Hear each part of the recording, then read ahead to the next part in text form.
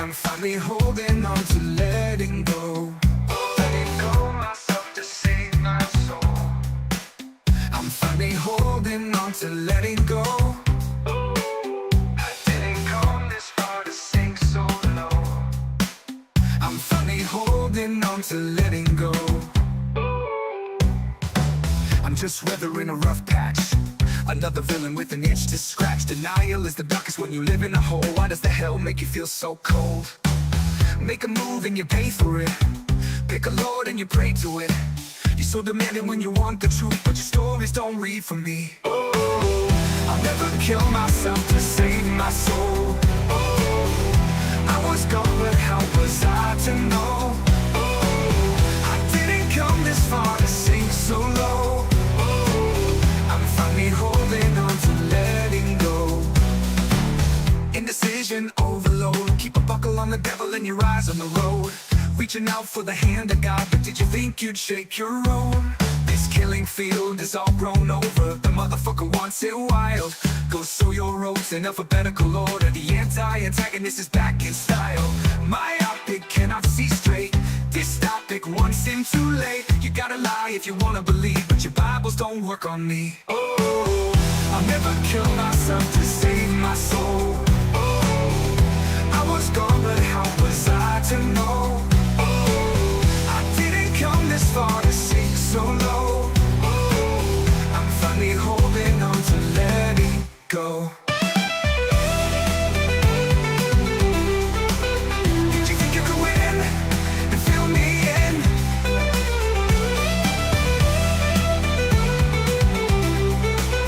Did you think you could do it again? I'm not your sin. I was all that you wanted and more, but you didn't want me. I was more than you thought I could be. So I'm setting you free, I'm setting you free. You've killed the saint in me. How dare you martyr me? You've killed the saint in me. Oh, I'll never kill myself to save my soul.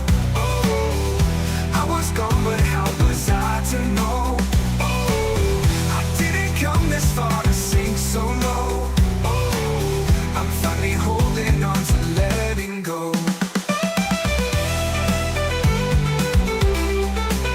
You've killed the saint in me.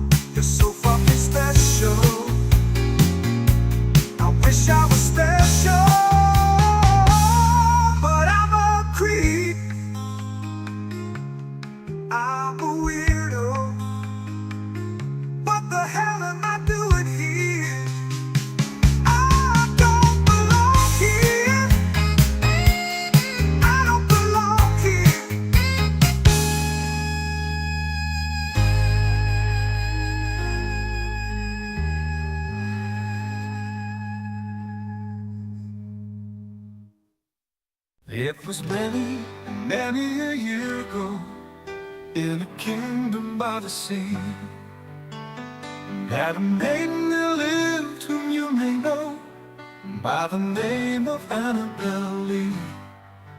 And this maiden, she lived with no other thought than to love and be loved by me. I was a child and she was a child in this kingdom by the sea, but we loved with a love that was more than love, I and my Annabelle Lee, with a love that the winged seraphs of heaven coveted her and me.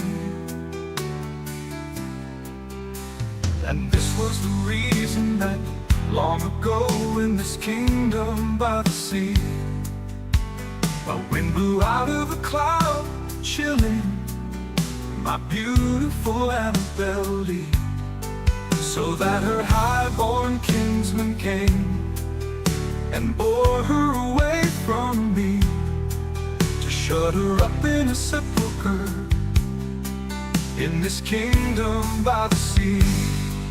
The angels not half so happy in heaven when it envying her and me. Yes, that was the reason, as all men know, in this kingdom by the sea, that the wind came out of the cloud by night, chilling and killing my Annabelle Lee.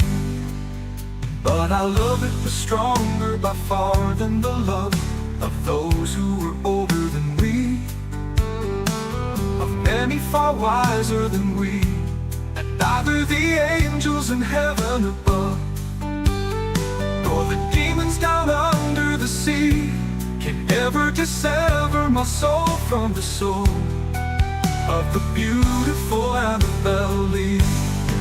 For the moon never beams without bringing me dreams of the beautiful Annabelle Lee, and the stars never rise, but I feel the bright eyes of the beautiful Annabelle Lee.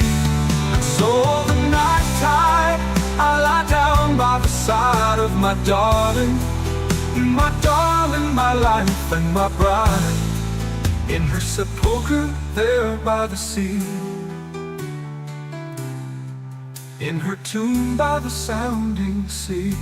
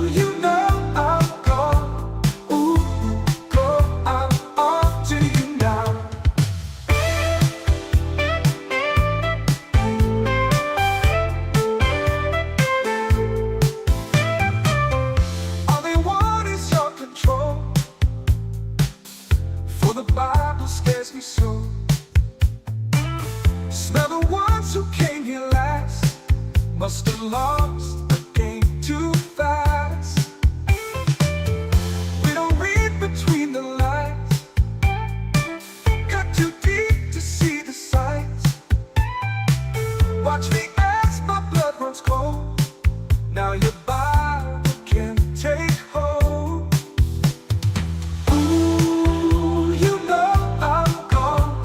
Ooh, go, I'm on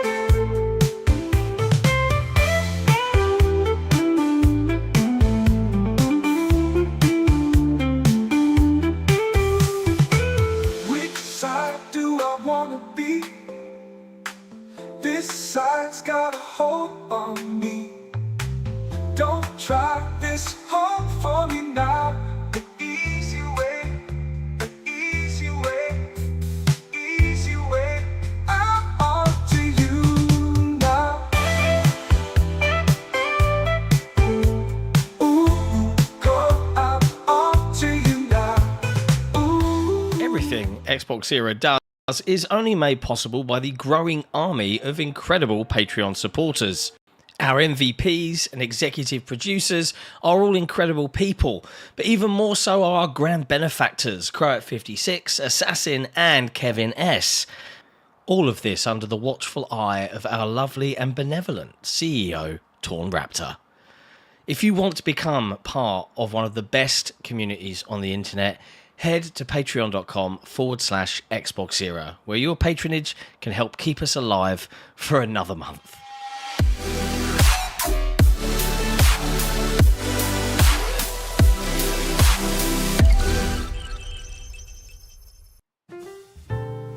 Hello, friends, and welcome once again to another episode of XboxEra Headlines. Today's date is July 24th. I'm Jon, and Jesse and I are going to talk you through all of the latest in gaming news from across the industry, so you don't have to, flitter around and look at other places. As a bonus for our wonderful patrons, we make audio versions of these episodes available for them to listen to within their preferred podcast app. My God, I'm tired. I'm off. I'm not on the ball today. But if you're on Spotify, they can link their account to Patreon and listen to it there instead. If you would like to support us directly, you can do so by heading to patreon.com/XboxEra. I'm probably not with it this week because yesterday was a bit. I was a bit all over the place yesterday. It's not a good day. People always seem a little surprised, but that's still nothing compared to what happened when I dared not like Armored Core 6. But hey, look, I've had a good day. I got Wheel World swag randomly in the mail. I didn't review it, nice. So didn't buy our review of 7.5, which is below the Metacritic. Wow. But they sent a messenger bag, a water bottle, there's a hat over there, and some very good chocolates from LA that were wrapped in a gets cold pack. All the fun stuff, don't they? It's a really cheap water bottle, but other than that, it's nice. I feel I can feel the BPA when I'm drinking out of it. Delicious. It is lovely to see everybody, as always. Yesterday was an odd one, and we'll get into it. You know we will.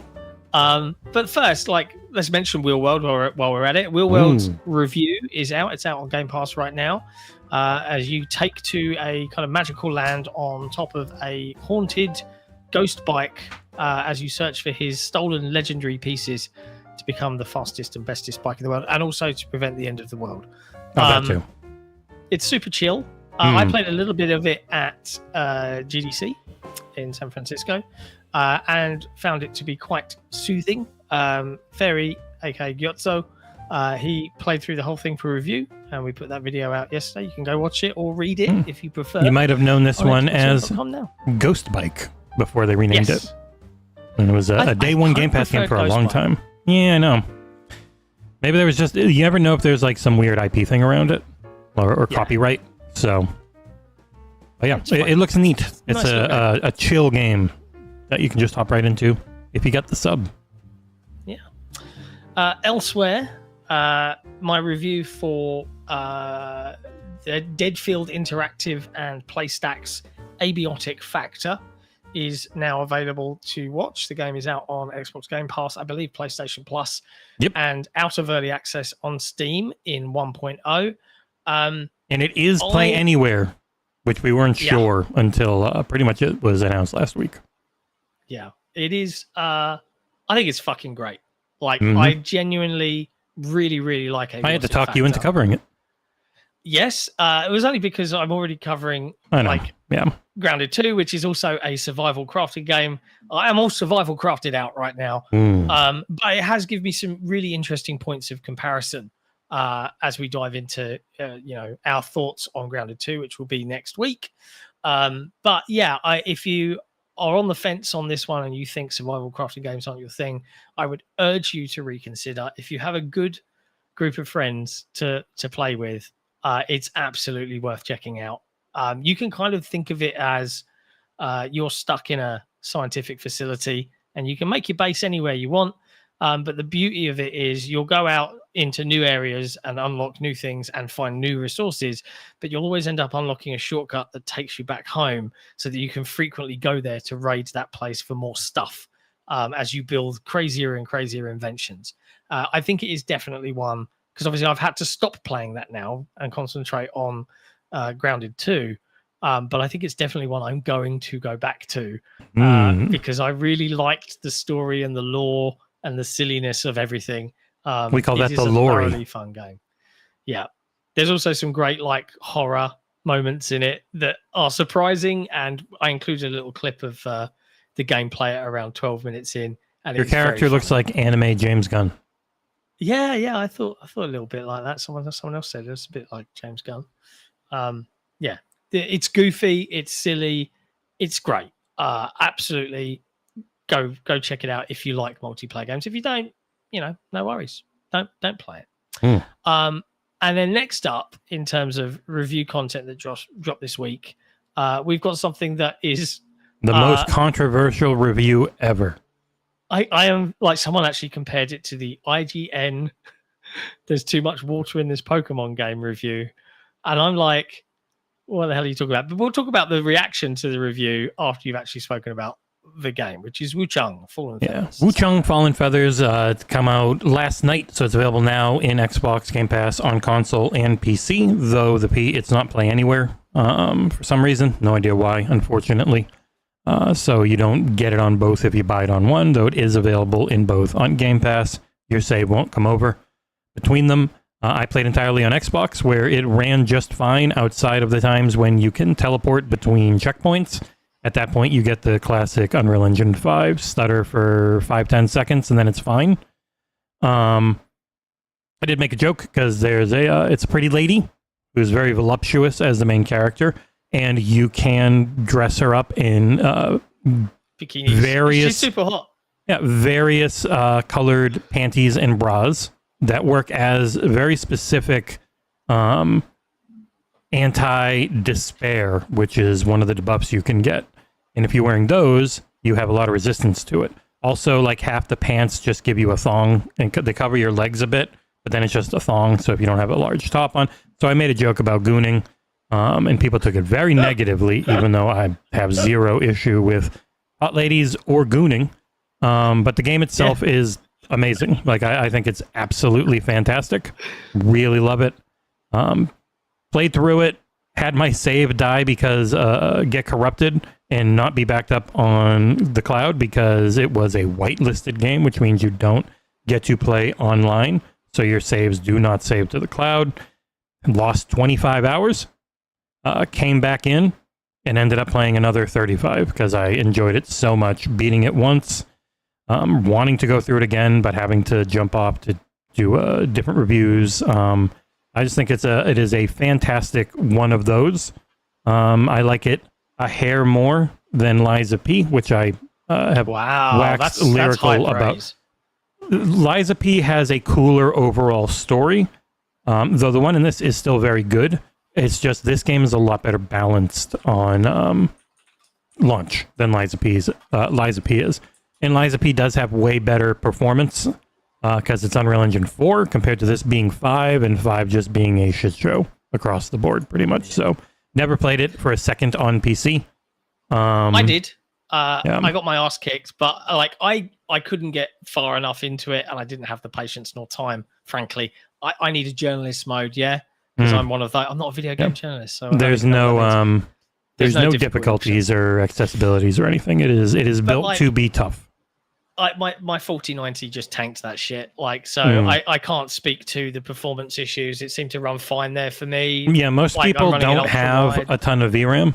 Like, you look at the most used cards on Steam, and most don't have a lot of VRAM, and that's always a killer for Unreal Engine games. So you're going to get review bomb pretty heavy if you don't highly optimized for it. But yeah, it's always going to come down to your system on PC. There's no one-stop shop. But the game itself's amazing. It is built around respecking and changing your builds up to match the current challenges. So if you're not into that, like some people are just, I use this specific weapon throughout my entire playthrough of any one of these types of games. It's like, well, you can do that, but then you're going to be like the 6-Axis review I read, where he's like, I only really ever use the two-hand sword.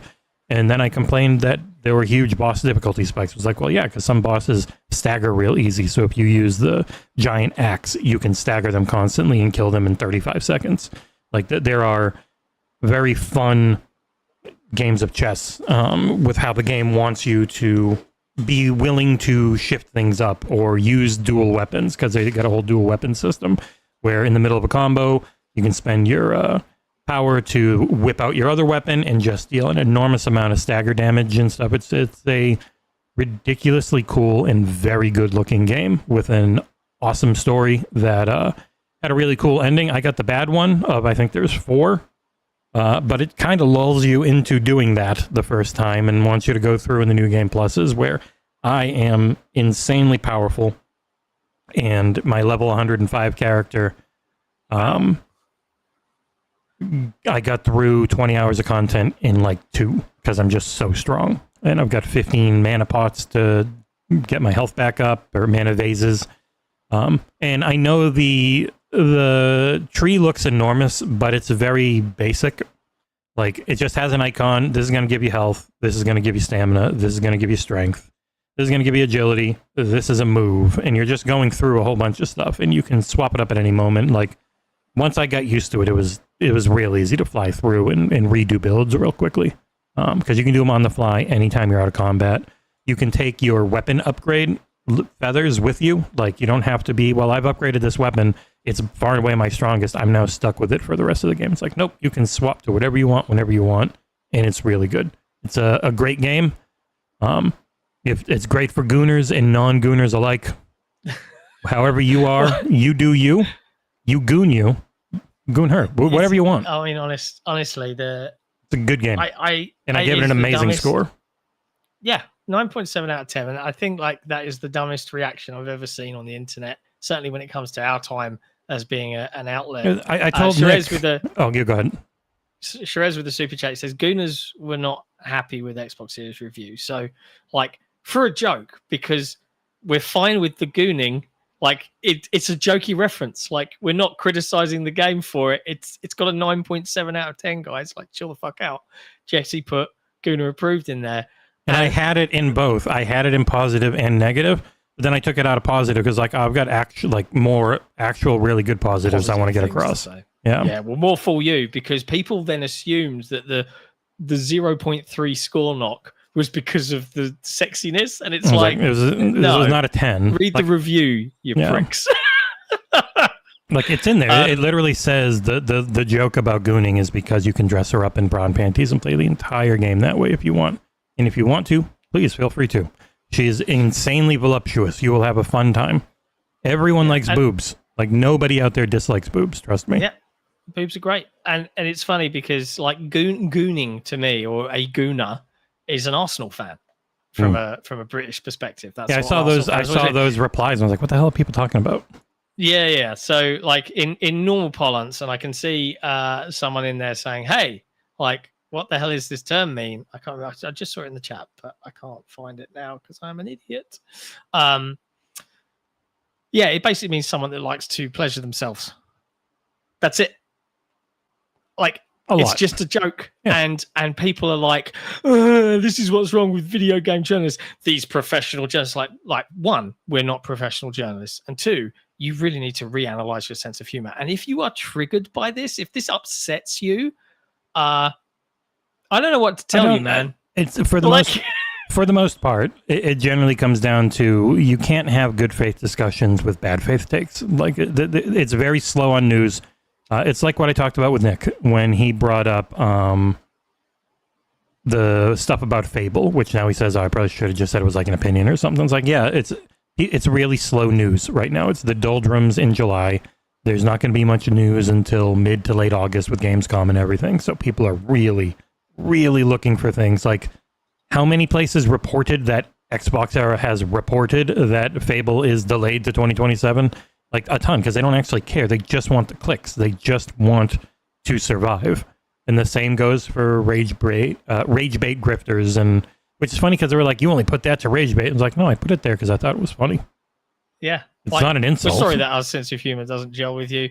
It is the dumbest reaction. And, you know, to your point about trying to have a conversation with some of these people, like, I replied to a tweet that had pulled me in, right? And I was just curious because they were like, they put screenshots of basically every woman from a video game that isn't a supermodel, okay, and said, this is what you're forced to do for attention.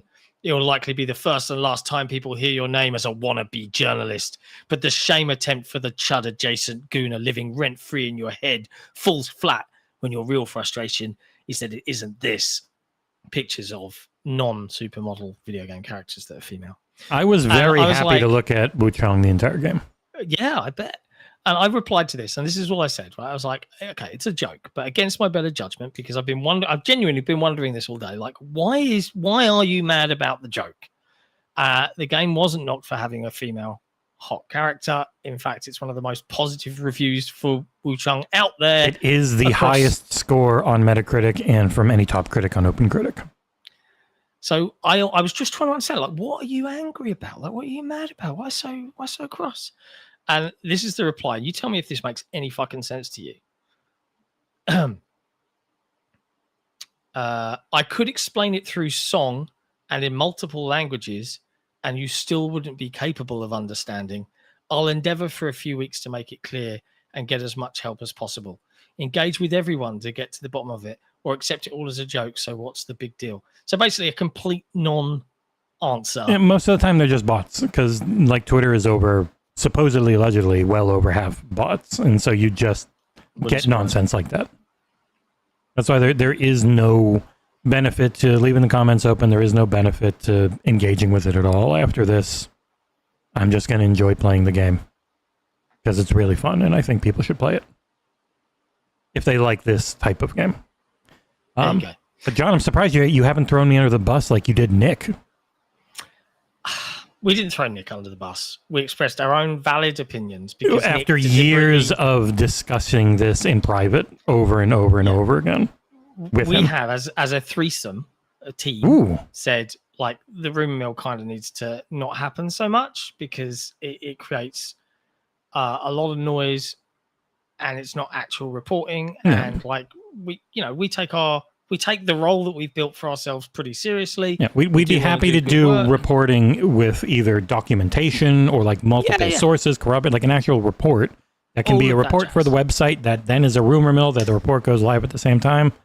Awesome. But when it's one or two people and hearsay, it doesn't help anyone. It doesn't benefit anybody, right? So I understand from an audience perspective. And again, we've had this, but then we get these engagement grifters when we had this conversation last episode, posting on fucking gaming news leaks and Reddit that we're shutting it down and not really explaining the actual facts. And then it boils down to we're out there trying to actually do the bit of the job that we like. You've got to bear in mind, and I mean this no disrespect to Nick, right? He has a full-time job. He comes to the podcast once a week. He does an occasional review. But we review and we write about games as our jobs. And it does not help us to create that kind of noise, because what happens is it's not Nick said, it is XboxEra said, and we're like, no, we didn't, but that doesn't matter to the rest of the internet and the rest of the publications. And when it's a slow month like July, and we get in a new report, what fucking report, man? One guy said it, and then the other guy went, oh, I've heard completely differently, man, and then that's the end. So, like, how is this news? It isn't, and that's where we get frustrated. But yeah, Nick deliberately did trick us and plan that to get round the discussion of no, you aren't to do one of those, which annoyed us both. So we were a bit cross last episode. So there's no bus throwing. Nick's a grown up. We're grown ups. We had a discussion. Nick will ignore us and still continue to believe that he's absolutely correct in everything he says and does. The end. And we'll continue on until it explodes again. All right? Anyways, let's dive into actual video game news now, because we've covered the reviews.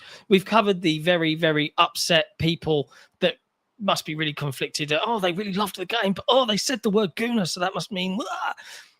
We'll move past that. Let's talk about actual news. And by the way, stick around at the end, because at 57 minutes past the hour, the premiere for Battlefield 6 starts up, and we'll watch it together. Ooh, yeah, we will. We'll watch it together and have fun. Headline news for this episode comes via Circana, confirming that the Switch 2 has had the biggest launch ever. It's the fastest selling video game hardware device in US history, and consumer spending in both video game hardware and accessories reached new all-time June records. Thanks, Matt Piscatella. So super good for Nintendo. Of course, the question is now, you've sold one to everybody that loves Nintendo and wants one. What does that situation now look like and continue into as for the rest of the year? But I think it's a very, very good start for Nintendo. I mean, it could not be a better one, essentially. Yeah. And they did really well to prevent all the scalping. They stocks everywhere and basically made sure that if you're a Nintendo fan and you wanted to Switch 2, you could go out and get one. The fact that I, who is not a Nintendo fan, managed to just pick one up the day after launch in the US because 2 came in and I just walked up and grabbed one is surprising. So well done to Nintendo for beating the scalpers at their own game. Yeah, I think Matt's talked about it. It's hard to know exactly how it will do because normally the early adopters are far less price conscious. But it will still most likely do pretty darn well. Yeah. I can see people in the chat talking about that Fable thing. Dennis in the chat, Paul Tassi already ran away with Nick's rumor and it got reported by Kind of Funny. That's how fast this stuff gets spread. Yeah. Yeah, there's nothing to talk about. There's nothing to talk about. It wasn't a report. Anyway, thanks, Nick. Hey, who knew the Elemental Hero, the Shadow Link Dragon Wolf King, has the dumb take? I say that with all the love. The thing is, you mentioned it's a Guna game on the review score, and that honestly shouldn't have been on there. This goes back to what happened to Black Myth. And we didn't review Black Myth. But Black Myth isn't a Gooner game. Black Myth's got a Monkey Man in it. Yeah, Monkey Man ain't sexy. Yeah. And also the Gooner thing, if you want to read the review and see where the Gooner joke comes from with the bras and the panties you can wear and all that type of stuff, feel free. Jesse, if you somehow still think that it's a negative. Silly. People don't read the review. You're they right. just scroll down to the pro-con box with the big score number in and make all of their judgments and overreactions based on that one thing. Yeah. It's just a joke, man.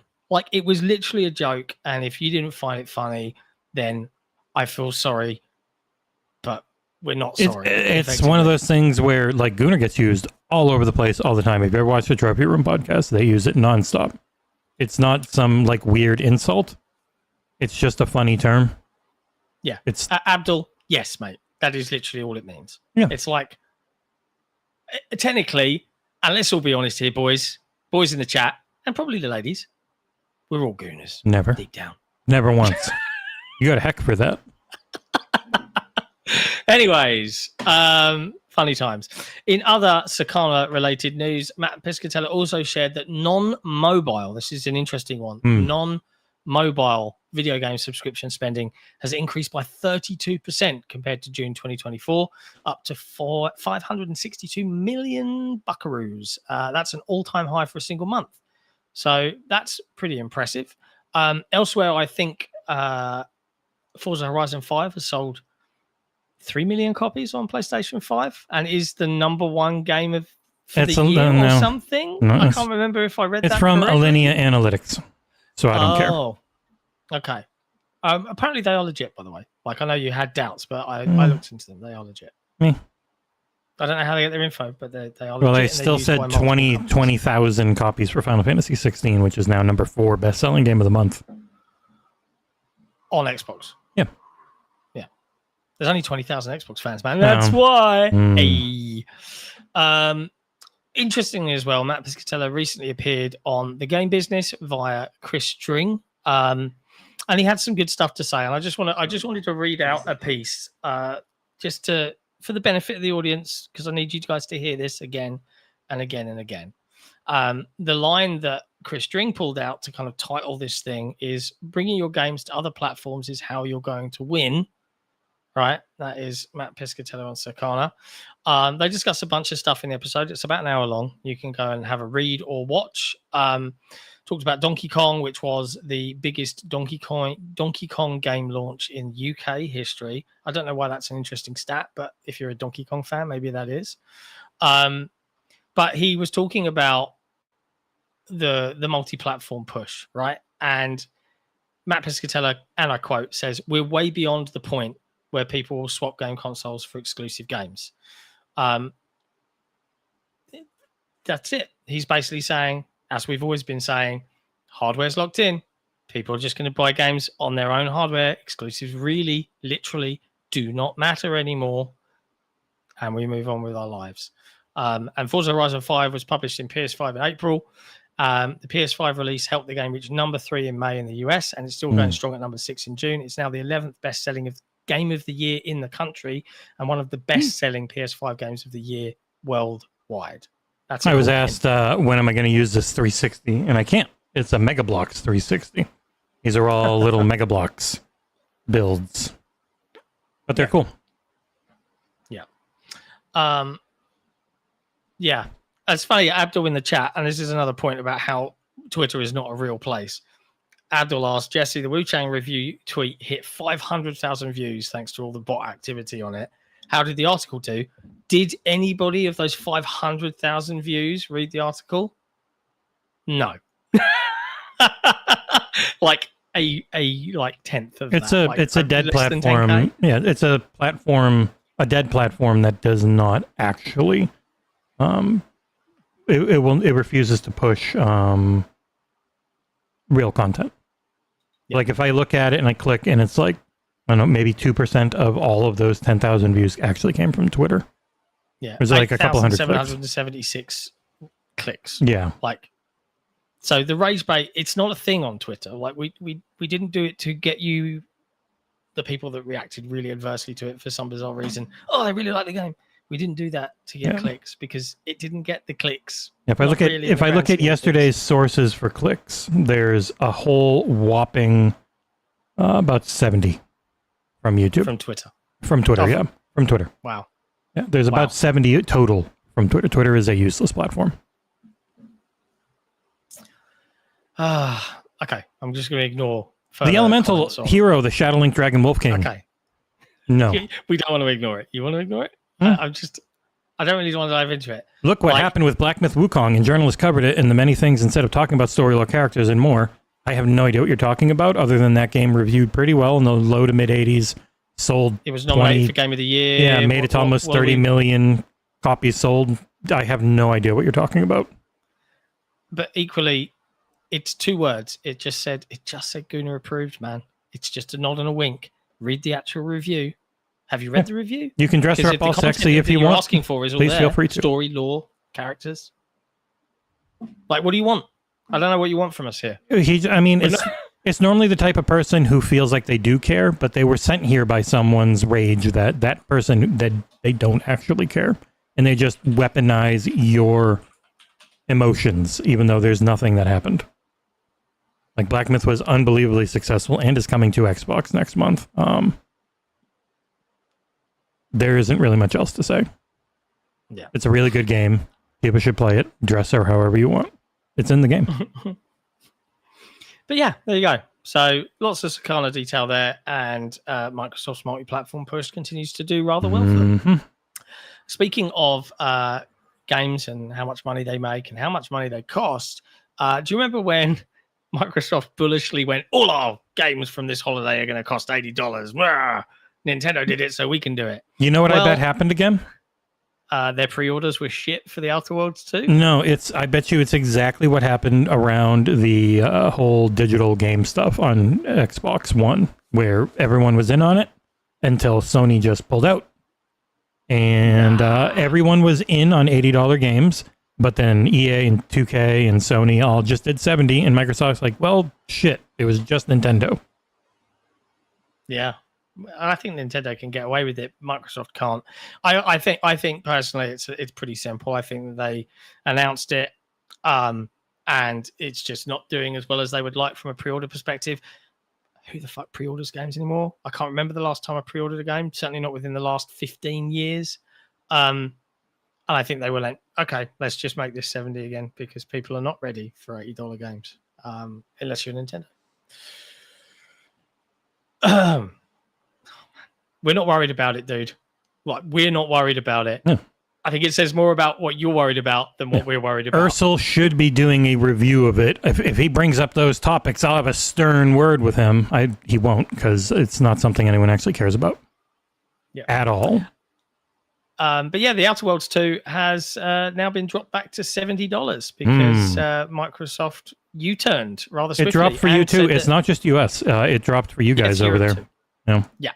Yeah, it just took a little while to catch up, but that apparently applies to all of their holiday games. So Call of Duty will not be $80 for for the standard version at least, which is good. It's good times. Like, hooray. Voting with your wallet apparently does work. Who'd have thunk it? I'm really looking forward to checking out Outer Worlds. I need somehow in this crazy second half of the year to get through Outer Worlds 1 so that I'm playing from a place of knowledge. Well, Outer Worlds 2 is already primed to be pretty shittily reviewed and covered overall, where now not only does Outer Worlds 2 not look as good as I think a lot of us think it does, but also people have been going back to shit on the Outer Worlds 1 and be like, well, the Outer Worlds 1 was barely worth 60. This isn't going to be worth 70. And it's like, there have been more and more ever since Microsoft was super shitty, fired a bunch of people, including almost 1,000 at the Xbox, and canceled some games, closed the studio, and people are in there, shit on everything coming out of there, ignoring how much that hurts the actual devs that put all their time and effort into trying to make really good games.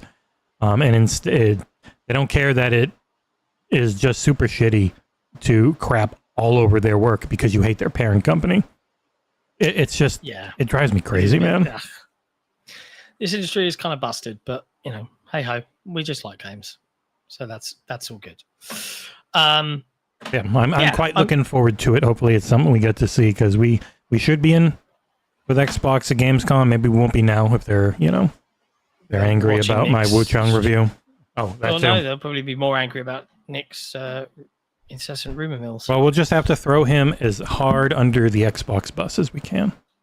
They'll have the Xbox party bus. Sure, they have one. Chuck it right on top of him. But yeah, Outer Worlds 2 is now going to be $70 at launch. Coming to Game Pass, obviously. Is it coming to PS5 day one? Yep. Yeah. Yep. Cool. Fingers crossed. All right, I'm going to give you a timeout because nobody in chat cares. See you tomorrow. Nobody cares. We don't care.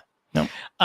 Next up, speaking of large open world space set RPGs, disappointments. The Starfield developers over at Bethesda have hinted at content to be coming in the next few months. Many people were trying to tap dance on its grave, saying that they're done. Obviously, it doesn't have anything. They haven't announced anything.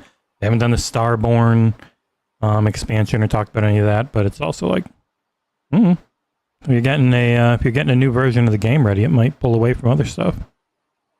Jon, I never know, man. But yeah, they posted on the Steam beta community page that a new Starfield update is available for beta users with improvements to the creations menu as well as crash and stability fixes.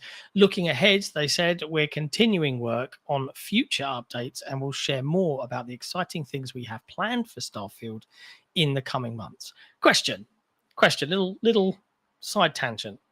If Starfield eventually does get announced for PlayStation 5, and if the reason they've been so quiet is they've made it so that all the loading screens are hidden behind fake "you're flying to a place" animations, right? Ooh. So it's a seamless open world now. Do you think that the game would have got a different reception? Do you think relaunching it as like a kind of Starfield 2.0?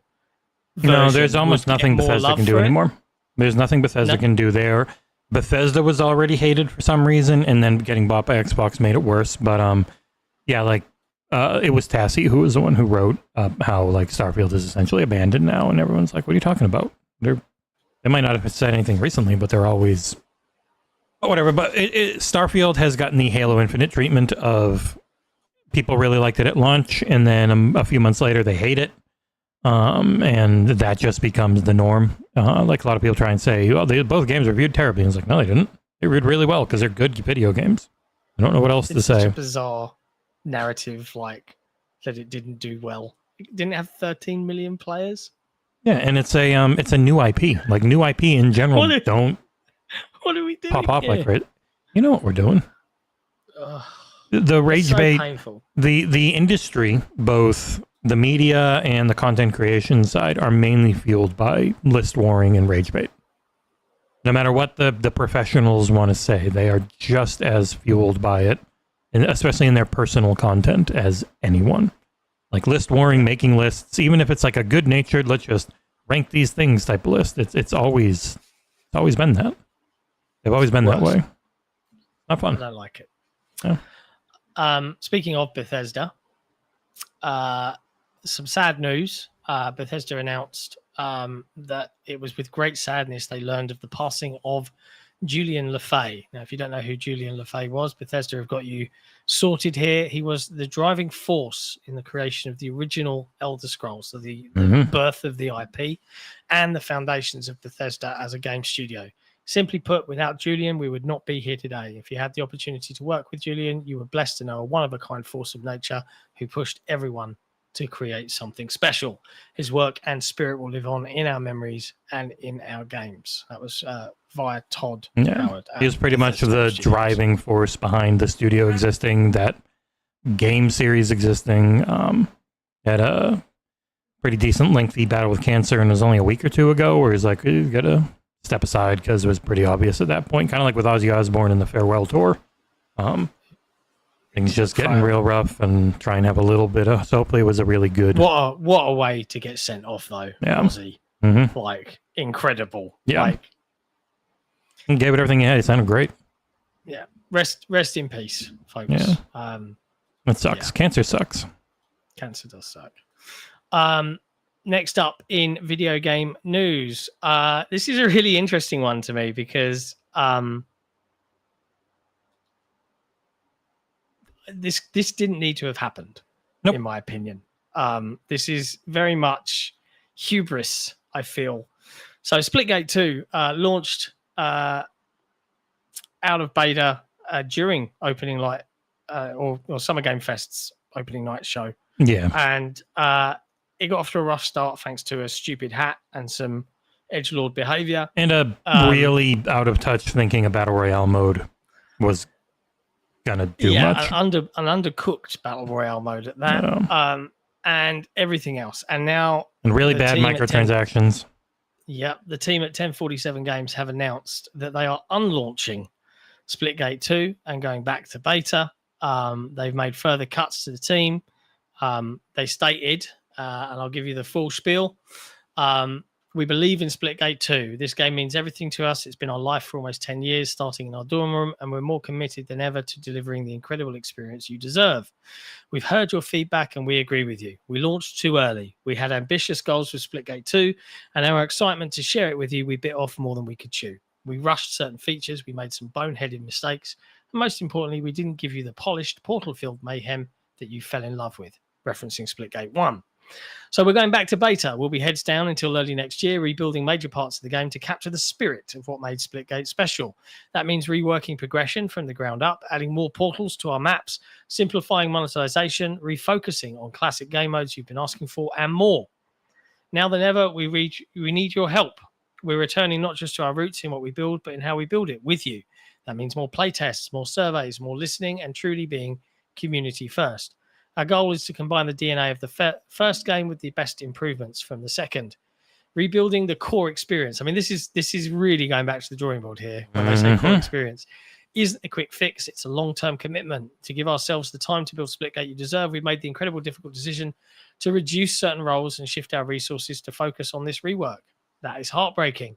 They're our teammates and our friends, and they've helped rebuild what we have today. They're receiving severance and job placement support, and we're committed to doing everything we can to help them through this transition. We hope to bring them back when we can. We're going to be shutting down OG Splitgate servers this month. In the meantime, Splitgate 2 will remain playable. We'll be shipping Chapter 3, as well as fixes and high-priority changes. We hope you will continue to play and support the game.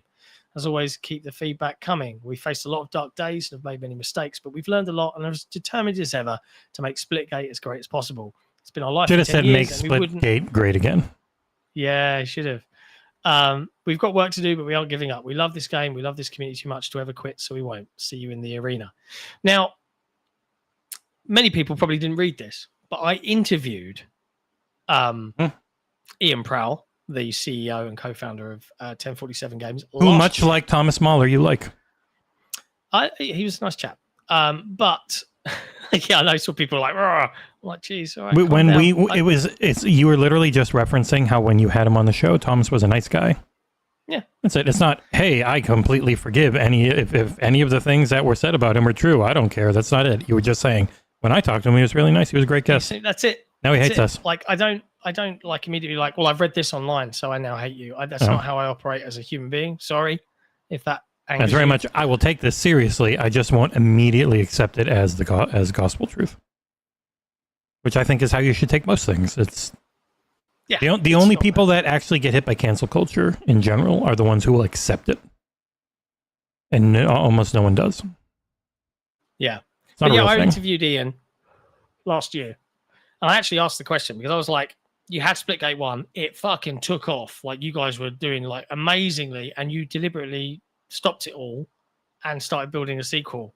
And I'll reference the question, right? And I said, I look at the team that made Concord, and they've made a great looking game, but I'm still very concerned for them at launch, right? So this was before Concord got fucking refunded and shut down, because you're fighting against people still playing on Fortnite and all of these other live service games. How do you think about that from an industry's perspective when you look at the future launch of Splitgate 2?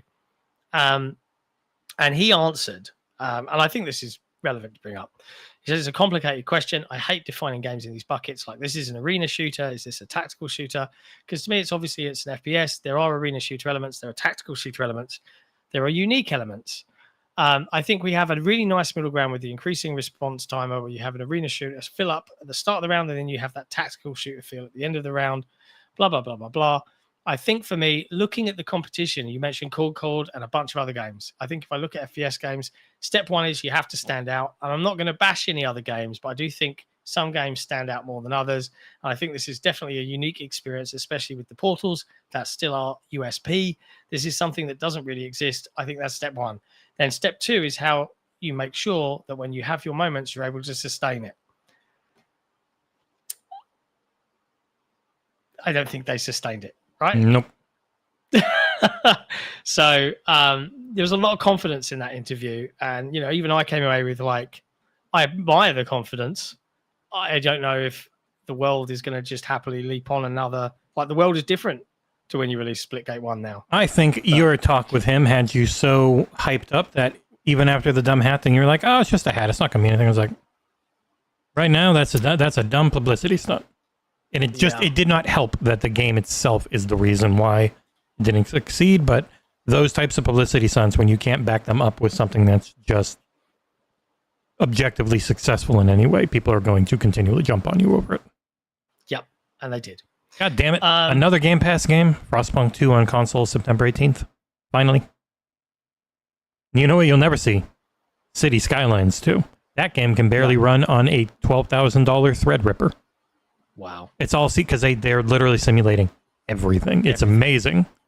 It doesn't work on modern hardware very well. Oh, dear.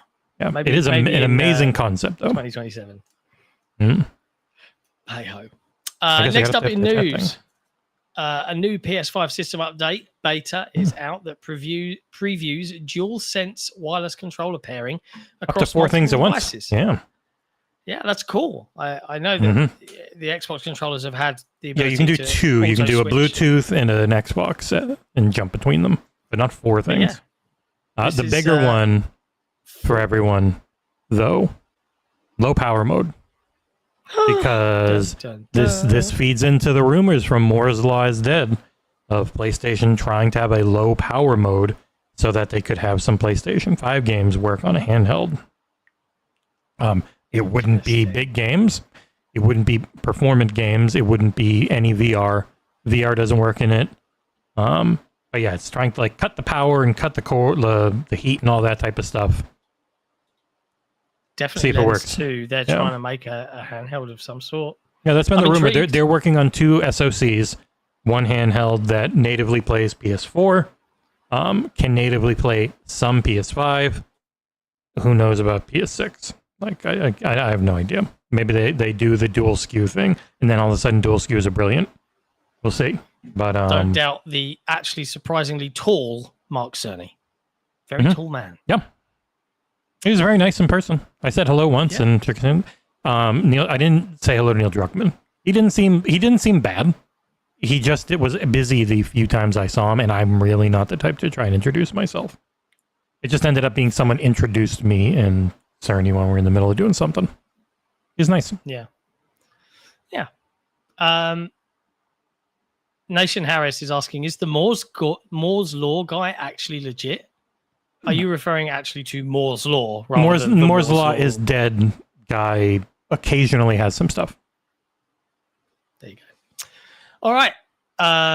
Next up, speaking of Sony, they've entered into a new strategic partnership with Bandai Namco. Nutshell, Sony now acquired 2.5% of the company for around $463 million. And they will extend their collaboration on video games, music, anime. Yeah, it's really Sony is all encompassing when it comes to anime now. Like, my God. Almost like a monopoly. Yeah, they've definitely got it with Crunchyroll, allegedly, supposedly. But yeah, they've got joint development plans and plans for expansion and rapid growth of anime and manga worldwide. So there you go. Sony making some acquisitions. Is acquisition season back on now? No. Because acquisition would be full acquisitions and not just, Man, I hate this. We get so many of these things where you, like, here's your code for Xbox code. Xbox and Microsoft Store bundle. Microsoft Store code. And that gets their freaking game listed like 6 times on the store. Like, it's the shittiest thing. I'm not a fan. Yeah. They need to fight the discoverability issue that causes where games are doing the bundle thing that they were doing on Switch a lot. Get up, message Chris Charla about it. No, he's not there anymore at ID at Xbox. He's moved up. He's general manager of something or other. Yeah. Well, maybe he'll know who to talk to about ID at Xbox. I'm sure he's still tuned into that. By the way, where'd you see the Frostpunk 2 date thing? I want to find the actual press release, Jerry, before I put it on the keeping everything up to date Game Pass thing I do. That's the point. We should probably also write a news article for it. Mm-hmm. It's coming to Game Pass.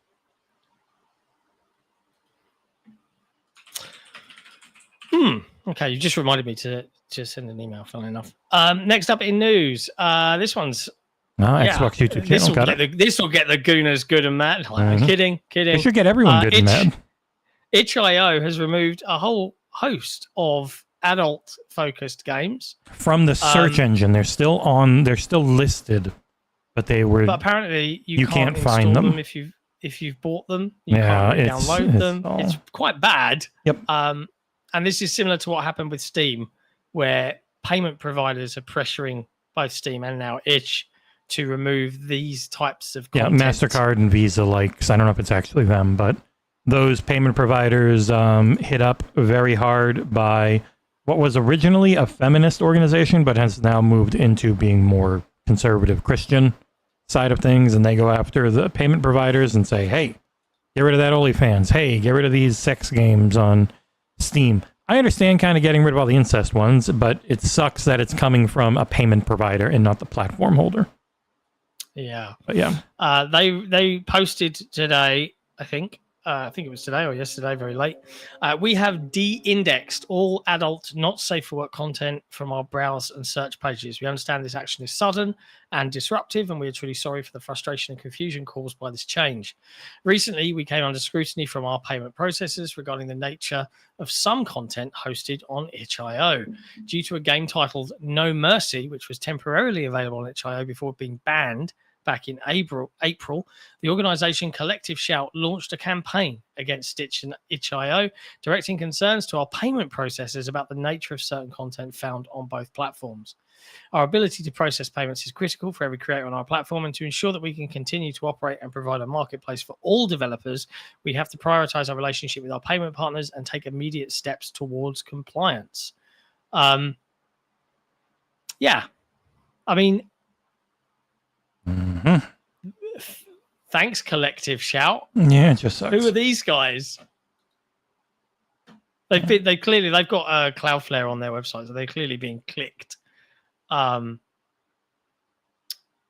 with a lot of anger and hatred, unfortunately for them. It doesn't say Game Pass. Oh, it is. I mean, it said at the very bottom. Game Pass Day 1 run Frostpunk. But yeah, it sucks to have it dictated in this way. Like, I don't disagree that some of them are real creepy and weird, and Steam just doesn't seem to give a shit because hardly anyone works there. There's only like 300 people, and when you've got that many games releasing a month, or more than that, they've got like over 1,000 games most months if you work out how many release versus how many months there are in a year. Going on like 20,000 this year. They don't have enough people to go over and look at everything. So pretty much, supposedly, they look at you, make sure you're a legit company, and then after that, they don't look at you again until people really complain a lot. And so there's just a lot of weird, gross garbage on there. And then there's just plenty of normal sex games where if people want to buy it as an adult, feel free, go for it. Feel things up in VR, do whatever you want. But to have it all dictated in this way by payment providers who are being pressured by fanatical groups really blows, because it won't stop at the sex games. They'll keep going, and they'll go after the most violent games and the demonic games and the games that, you know, promote friggin' Allah and shit, because it always ends up going back to Christian conservative movement and a lot of these pushes in the Western side, because in like other parts of the world, they're already banned by religious groups or religious governments and stuff like that. So it sucks. Hopefully someone fights against it. The games aren't that maybe deal with some perhaps questionable things that are actually like trying to explore a different space are lumped into perhaps things that probably should be not purchasable. But again, if we're all grown-ups, like, I don't know, man. It's just censorship on a grand scale. Well, we're going backwards to being more anti-sex and sex workers and all that type of stuff again. Which is why it's funny, because we always have been the opposite here, and then to have everyone flip their shit on the gooner joke yesterday, it's like, man, please goon away. It's not a negative. Don't take it as an insult. It's good. It's healthy. It is quite Battlefield 6 is happening in 10 minutes. They'll probably have a 3-minute premiere. So cool. All right, what's next? Let me have a look at. We got a couple more. Yeah, I think you're a weird big fan ones. Of these. No, I'm not. Yeah. You are. You put this in here. You must be really excited. Why are you excited, Jesse? I'm not excited about the Elf on the Shelf or Rudolph the Red-Nosed Reindeer stop motion animation games being announced. What? None of them look good. We will probably review both of them, because that's just the way Gyotso rolls. He does love a crazy, weird indie game. He loves Game Mill slop. People might be insulted by saying slop. But, yep, there's the Elf on the Shelf game that... Yep. It's the Elf on the Shelf. He's got his weird little onesie. He's got a candy cane hook weapon. He can fly. It's coming October 17th. Probably go mad for this shit. Yep. This one's not Game Mill, but the Rudolph one, I believe, is Game Mill. The Rudolph one really invokes the old Christmas stop motion animation movie a lot until you actually see the game, at which point it looks like a mobile game. So don't be fooled by the beginning where they try and make it look like the old animation. Yeah, here's what actually... I don't know. It's weird. It's a weird thing to get both of these in the mail yesterday. And then immediately put in for review code, because Barry wants to review them both. Oh my god. Yeah. Okay. Oh god. Oh lord. It's got Herbie. Or Hermie, sorry. Hermie the Misfit Elf. Claire, along with Rudolph. Yukon Cornelius, of course. Like, you got to have all the classics. Not Claire, Clarice. Oh, Clarice, sorry. It's been a long time since I watched it, and their font is weird. But yeah, This looks like something that could have been made on the Dreamcast. Like, but cool. I'm sure people will enjoy it, and keep an eye out for coverage on our website from a very strange man who really wants to play this. Got a physical release too. Each to their own is all I can say. Last news story of the day before we switch it over and hang out with all of you lovely lot to watch Battlefield 6 reveal. There's a new LEGO set in town. Move Over SNES, or was it the NES? I can't remember which. it's time for Game Boy Lego, and it's now available to pre-order. I immediately tagged Grub, Minotti, and Reichert, and I'm pretty sure I know at least Grub bought it right away. It's like, this is for them. It doesn't play anything, obviously. It's got the little, you can stick a little game piece behind, like a little game scene behind the plastic. Looks neat. It's only $60. For Lego, that's actually not too expensive. Because Lego is not cheap. I wonder if it's this. Is it the same actual size as a Game Boy? Is that why it's only $60? I don't know. You know, I've never owned a Game Boy or even used one or ever wanted to. I did have a Sega Game Gear though. We were a Sega family. We had a Super Nintendo. We had a Nintendo. We had an N64. Never had a GameCube. Never had a Wii until I moved down here, and the missus had one. Yeah, I don't know. It's 421 pieces. However, it looks like it's not small. Like, it looks like it's probably roughly the size of a Game Boy. I don't know. I'm just wondering if those cartridges are the original size of the cartridges, and because that's really reasonably priced. And I'm thinking of other similarly priced Lego sets that I bought for my kids, and they're much bigger. Only for 18-year-olds to make. The Minecraft diorama one, which is like a cube and with all different layers and world in it, and labels and stickers and stuff, and that was more expensive than this, I think. So, and it wasn't huge. So I'm wondering if this is just Game Boy sized, which is kind of cool. It's the same size as an actual Game Boy, but yeah, there you go. A Goon Boy. A Lego Game Boy. But yeah, now it is, we've got right up to the time where we can listen to YouTube Premiere music, which really annoyingly can actually get you pinged. So I'm not going to play it. No, really? Well, because it doesn't stick to your video. It disappears after the premiere. True. So they have like a bunch of like actual music from people on it. Yeah. Battlefield 6 reveal trailer premiere. There we go. Do you want me to... I won't give you the video. I guess you just watch it on your own. I'll just watch it on my own. Yeah. I'll put the desktop audio on so that people can hear the video. Hey, cool. YouTube crashed. Thanks, YouTube. You've been terrible lately. We'll go over to our thing. You know what? I've got the other show stuff, but show with co-stream setup. What do you look like again? Yeah, I guess I can do this one. Yeah. Makes us a little smaller, so we're not taking up so much and the video's bigger. That's cool with me. Yeah. But it does show how unbelievably wide my camera is set right now for the new look. So let me just go with this. Hey. Yep, 3-minute countdown with their own music. Oh, they got their own. Wow. They are so big. They got their own premiere video. They're not using one of the basic ones. They've got their own Battlefield 6 premiere video. Wow. What? I changed this. Why I say that?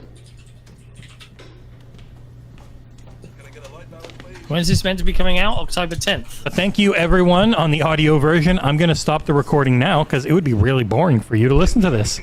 Yeah, that's true. We will see you next Tuesday for the next episode of XboxEra Headlines. Love you, patrons. Ciao for now. But don't go anywhere, actual YouTube people. Yeah, I was just stopping the recording. I know. Well, it's going to be a press conference with the president, I bet. There's an American flag in the background. So far, the premise they put for this is something about NATO falling. Oh. Yeah. Cool. Sounds about right. Yep. They're prescient. Switching to camp 4.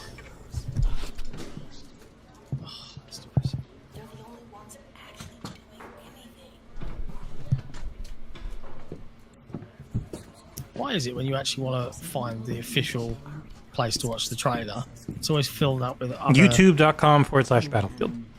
Yeah, I found it. But yeah, no, you put it in and that doesn't come up top. Yeah. The people who game the SEO come up top. Bam, bam, bam, bam.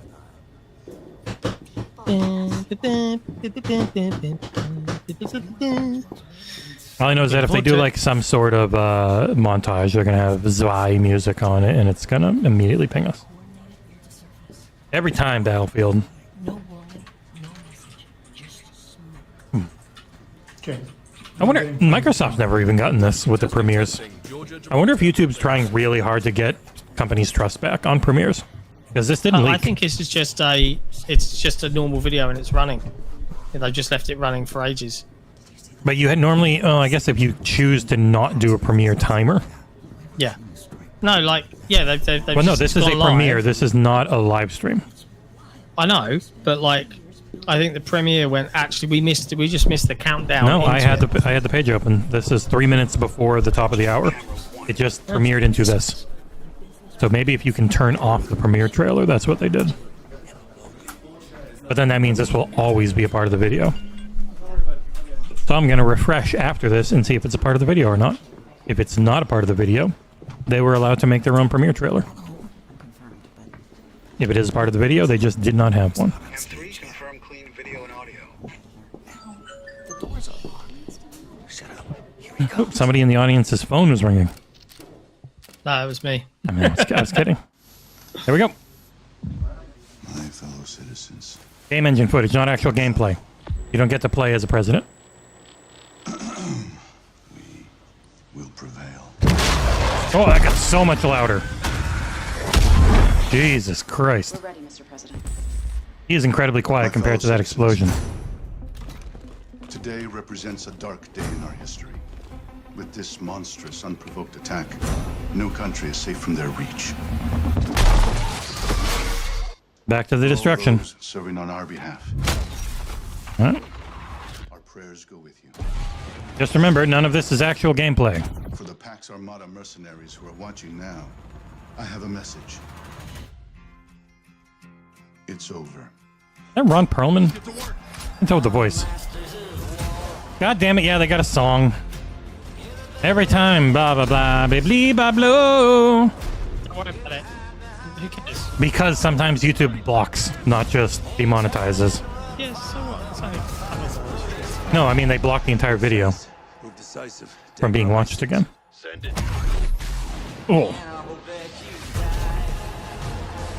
There's a bam, bam, bam, bam.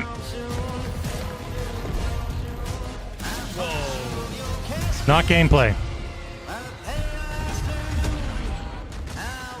Don't fall for their tricks.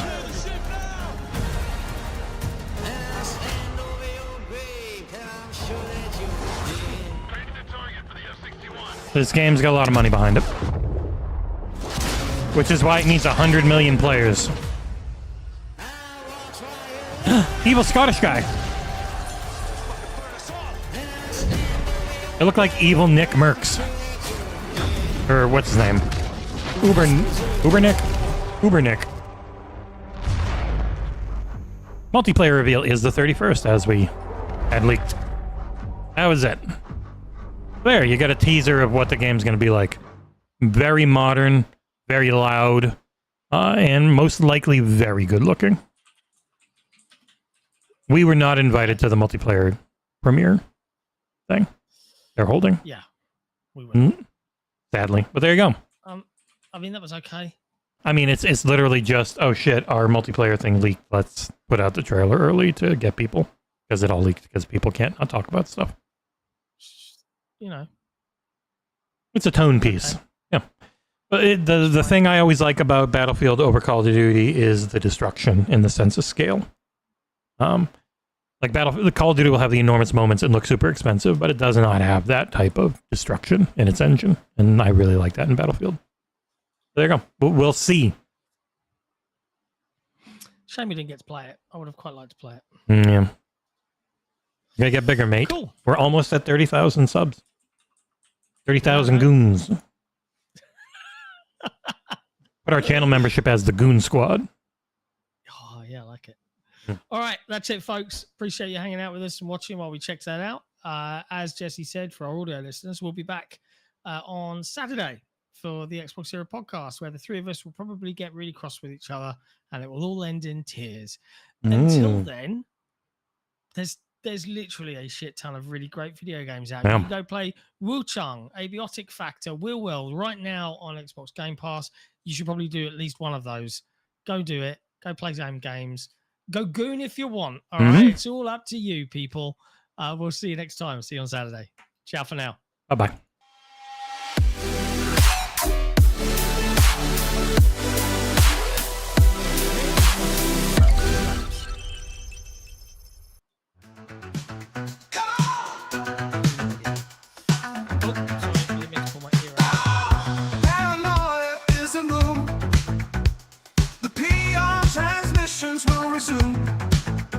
try to push drugs that keep us all down, and hope that we will never see the truth around.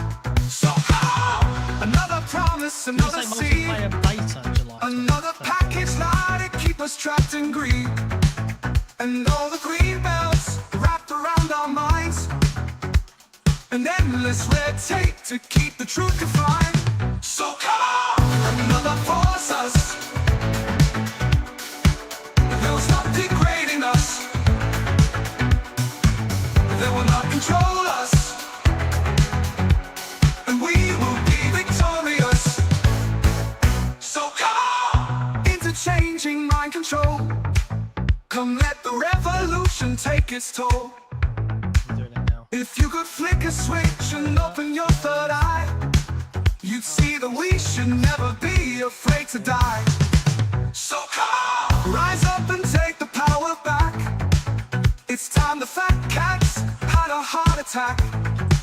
You know that their time's coming to an end. We have to unify and watch our flag ascend. So come on, another force us. They'll stop degrading us. They will not control us.